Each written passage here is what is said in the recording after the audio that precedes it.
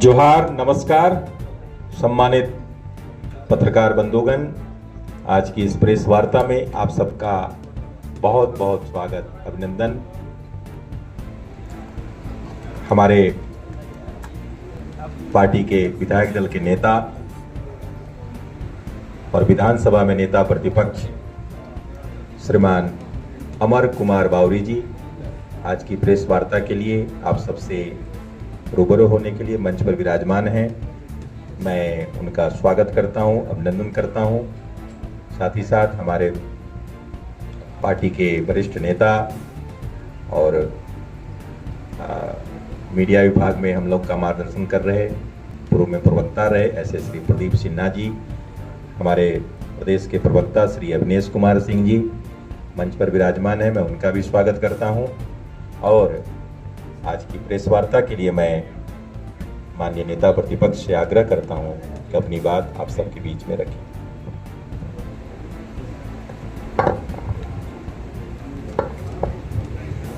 इस प्रेस वार्ता में अपने मंच पर बैठे हुए पार्टी के प्रवक्तागण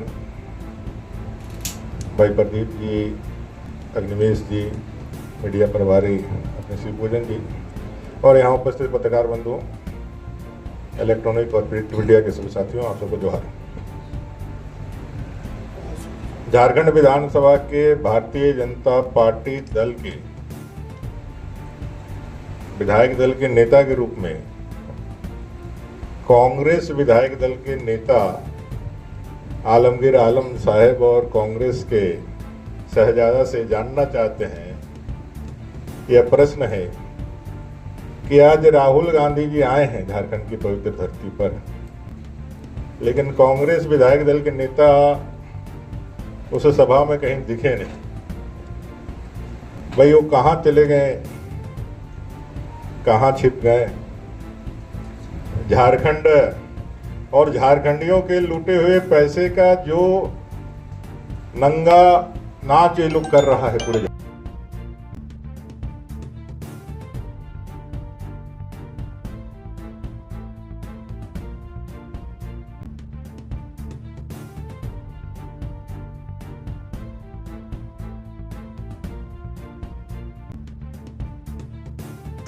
या फिर रोड शो में जिस तरह से यहाँ के प्रशासन के पदाधिकारियों ने अपने पत्रकार मित्रों के हाथों से माइक छीनने का काम किया और उनको फूलों को जिस तरह से छीनने का काम किया, ये साफ दिखलाता है कि जो उन्होंने इस राजनीति में और वोट की राजनीति में जिस तरह से अफसरों को इस्तेमाल करने के लिए उन्होंने पोस्टिंग की है वो आज कहीं ना कहीं दिख रहा है।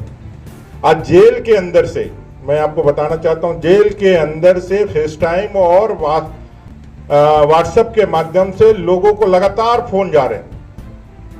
जेल का प्रशासन उनका, पुलिस उनकी, और जिस तरह से मतदाताओं को प्रभावित करने के लिए लगातार मतदाताओं के साथ साथ इस चुनावी महापर्व को प्रभावित करने के लिए लगातार जेल से जो फोन जा रही है उस पर अंकुश लगाना बहुत जरूरी है, नहीं तो फ्री एंड फेयर इलेक्शन यहाँ पे नहीं हो सकता है।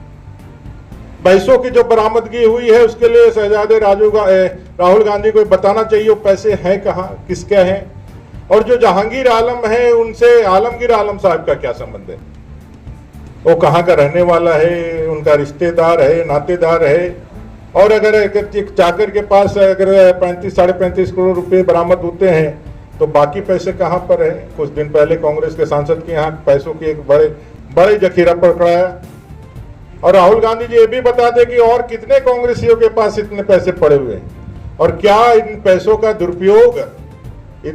दुरुपयोग चुनाव को प्रभावित करने के लिए करने वाले थे? क्या यही कारण है कि अपने खेल गांव में वो हेलीकॉप्टर अभी तक रखे हुए हैं और पैसा का मनी लॉन्ड्रिंग वहीं से किया जा रहा है? सड़क मार्ग से नहीं, हवाई मार्ग से पैसा जो है गांडे के चुनाव के लिए लिए जा रहा है। एक महारानी को फिर से यहाँ जिताने के लिए एक शहजादे ने, एक जो है सुल्तान ने अपने बेगम को उतारा है गांडे में राजनीति में स्थापित करने के लिए।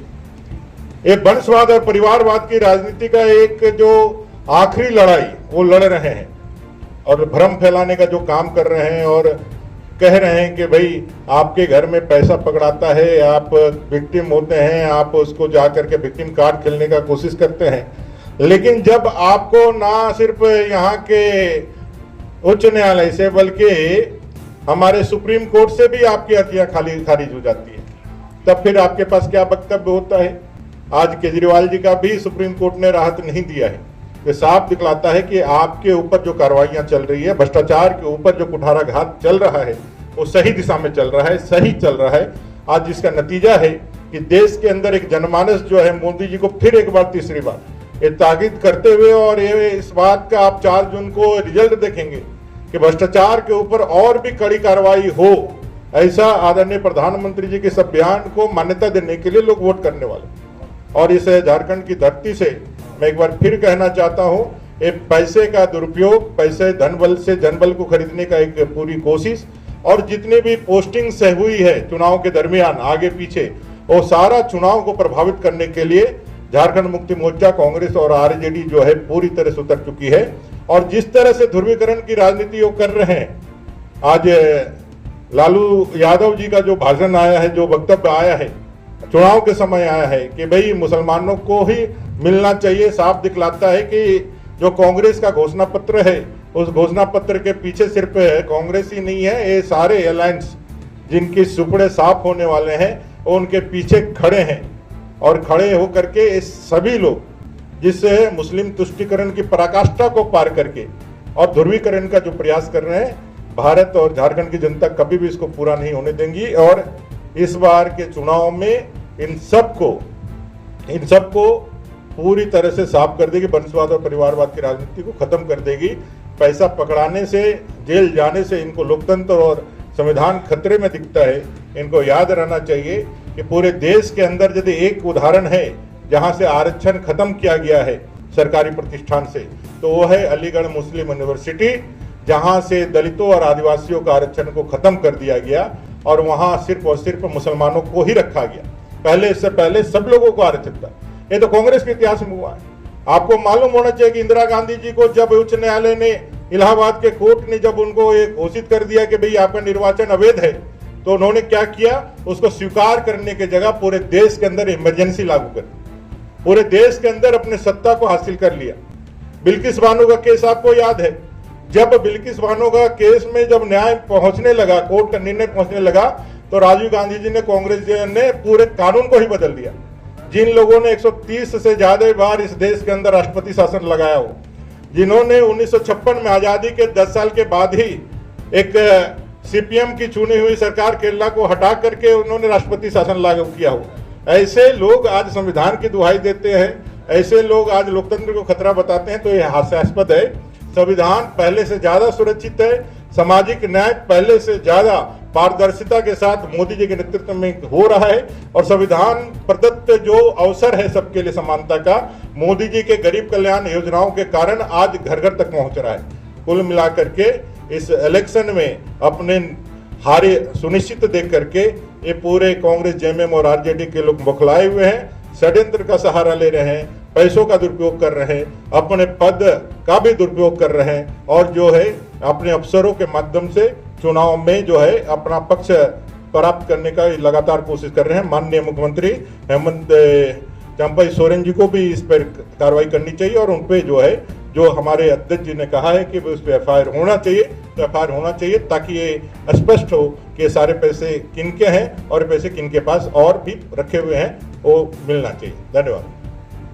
बाबरी जी, एक सवाल था कि उनका कहना है कि ये पैसे तो पुराने भी हो सकते हैं, पूर्व में ये ओएसडी रहे थे, आपके ही मंत्री थे, आपके ही पार्टी से वो मंत्री थे सीपी सिंह जी, इसके अलावा एक और जगह ओएसडी थे, तो पुराने पैसे भी ये हो सकते हैं?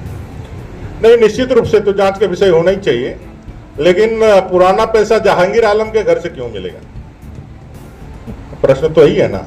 जहांगीर आलम और आलमगीर आलम, ये दोनों का संबंध तो पहले टटोलिए क्या है। आप टटोलेंगे तो निश्चित रूप से आपको पता चल जाएगा कि ये सारे पैसे, और जो राजीव गांधी जी कांग्रेस की कार्य संस्कृति के बारे में कहते थे ना कि 1 रुपया दिल्ली से भेजते हैं, वो झारखंड के किसी देहात तक पहुंचते पहुंचते 15 पैसे हो जाता है। जो 85 पैसा जो चला जाता था, वो लगातार कांग्रेस के कई एक उदाहरण हम लोगों ने हाल के दिनों में देखा है। ये 85 पैसे वो कांग्रेस के नेताओं के पॉकेट में चला जाता है। और उनके घरों में चला जाता था। आज राहुल गांधी जी यहाँ थे, मुझे लगता है जो एक बार धरती आबा बिरसा मुंडा जी की इस पावन धरती पर आने से और जो एक नकारात्मकता और एक शर्मनाक बातें जो चली झारखंड के विषय में लगातार, उसके बारे में वो कुछ कहते तो ज्यादा अच्छा रहता।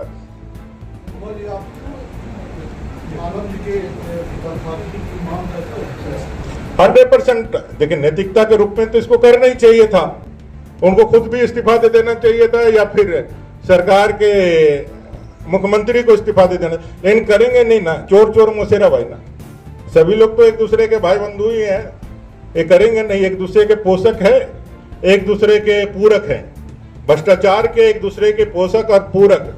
जिन लोगों ने झारखंड को खरीदा, जिन लोगों ने बेचा, जिन लोगों ने कहा कि झारखंड उनके लाश पर बनेगा, ऐसे विचार के लोग आज एक साथ मिलकर के झारखंड को चाहे दोनों हाथ और दोनों पैरों से मिलकर के लूट रहे हैं, और इनके लूटे हुए पैसे हैं, सबके बराबर की हिस्सेदारी है और सब बराबर के इसमें भागीदार के साथ हिस्सेदार के साथ इसके जवाबदेह भी सब लोग हैं, और ये इनको जवाबदेह और इनके जवाबी जो कार्रवाई है वो जनता करेगी और जनता इनको बताएगी कि आप इसके लिए जिम्मेवार हैं। सर, ये उनका संबंध संजीव लाल का संबंध भारतीय जनता पार्टी के 2 मंत्रियों से है, वहाँ वो रहे हैं, क्या जरूरी नहीं है कि उन्हीं का पैसा हो? मैंने कहा ना जो जहांगीर आलम का पता कीजिए ना कौन है। जहांगीर आलम जिसके फ्लैट से पैसे बरामद हुए हैं, उनका क्या संबंध है आलमगीर आलम से? संजीव लाल का नौकर है, संजीव राव का नौकर है, एक पक्ष है। दूसरा पक्ष यह है कि आलमगीर आलम साहब के साथ जहांगीर आलम साहब का क्या नाता है, कहाँ के जहांगीर आलम साहब रहने वाले हैं, काहे जहांगीर, ऐसा भी हो सकता है जो आलमगीर आलम साहब अपने पैसे की चौकीदारी के लिए जहांगीर आलम साहब को एक चौकीदार के रूप में वहां रखे हो, ये तो जांच का विषय है ना। जो फ्लैट खरीदी गई जहांगीर आलम के नाम से, पैसे वहीं से निकल रहे हैं, तो भाई सभी जगहों पर इसकी गहनता से जांच होनी चाहिए और इसे झारखंड के लुटे हुए धन और कांग्रेस के कहां किन तिजोरियों में पड़ा हुआ है, इसकी खोज होनी चाहिए। अगर वो सेल्फ डिक्लेरेशन नहीं करते हैं तो मोदी जी के नेतृत्व में फिर वापस सरकार आएगी तो हम लोग इसको फिर खुजवा लेंगे, जनता का पैसा है। और मोदी जी ने कहा है कि जनता का खाया हुआ कोई भी पैसा, ऐसा कोई पेट नहीं बना है, कोई एंजाइम नहीं बना है जो उसको पचा लेगा, उसको हम लोग हलक में हाथ डाल कर भी निकाल करके जनता को वापस कर देंगे। धन्यवाद।